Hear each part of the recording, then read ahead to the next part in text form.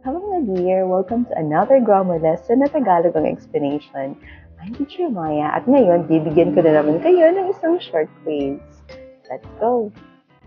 Ano ba ang tamang verb form sa item na to?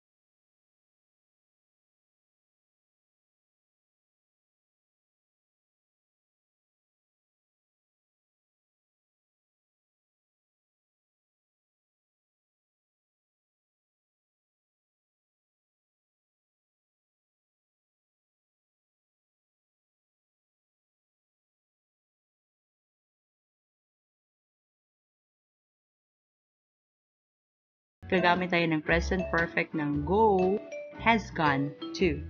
Hindi tayo gagamit ng option A na is gone dahil ang gone kapag kasunod siya sa be verb gaya ng is, isa siyang adjective at ang ibig sabihin niya ay nawala or lost.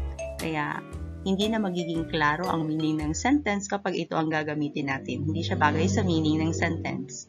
Ang has been to naman ay gagamitin kapag ibig mong sabihin na ang isang tao ay pumunta sa isang lugar pero nakabalik na siya ngayon dito.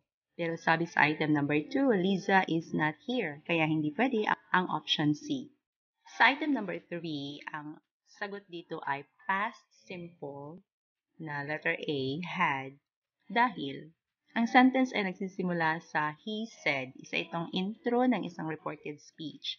Kapag ito ay reported speech, ang kasunod na verb niyan sa clause na kasunod ng he said, ang verb niyan ay naka-past simple form. Kaya A ang sagot at hindi B at saka C. Sa item number 4, pipili tayo kung ano ang kasunod na verb form ng verb na remember. At ang tamang sagot dito ay A, giving. Ang remember ay pwedeng sundan ng ing form ng verb or ng infinitive form, yung to do. Ing ang kasunod ng remember kapag ibig sabihin na naalala mo kung ano ang ginawa or tapos ng ginawa.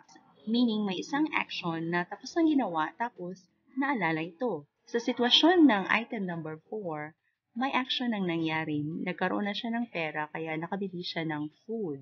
Pero yung pagkabigay ng pera, whether siya yung nagbigay o may ibang taong nagbigay, sa context is nangyari siya. Tapos, hindi niya maalala. So, nauna yung pagkakaroon ng pera o pagbigay ng pera bago yung pag-remember.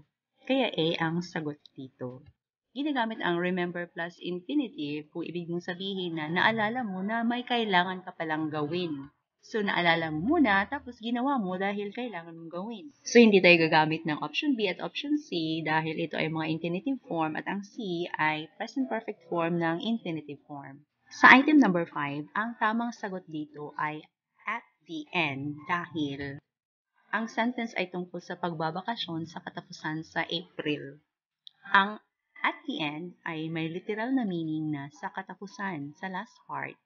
Ito ang nababagay na preposition dito para sa expression na at the end. Merong expression na at the end of the day, pero isa itong idiomatic expression na ang ibig sabihin ay after everything, ito yung naging resulta sa ending. So, nakafocus siya sa resulta, sa conclusion, dun sa ending. Gagamit ng on dahil walang expression na on the end. Merong expression na on end, pero yung meaning niya, ibig sabihin is walang katapusan, hindi tumitigil. Kagaya ng walang tigil ang pag-ulan, so pwede natin sabihin, it's been raining for days on end. Hindi rin tayo gagamit sa preposition na in dahil ang expression na in the end ay magkasing kahulugan sa expression na at the end of the day, isang idiomatic expression na ibig sabihin na ang naging resulta pagdating sa katapusan, pagdating sa ending ay ganito, ang conclusion. So, hindi siya literal na meaning na ang dulo or yung katapusan or yung end na literal. At yun ang grammar knowledge na gusto kong i-share sa inyo ngayon. Thank you so much for learning with me. Have an amazing day.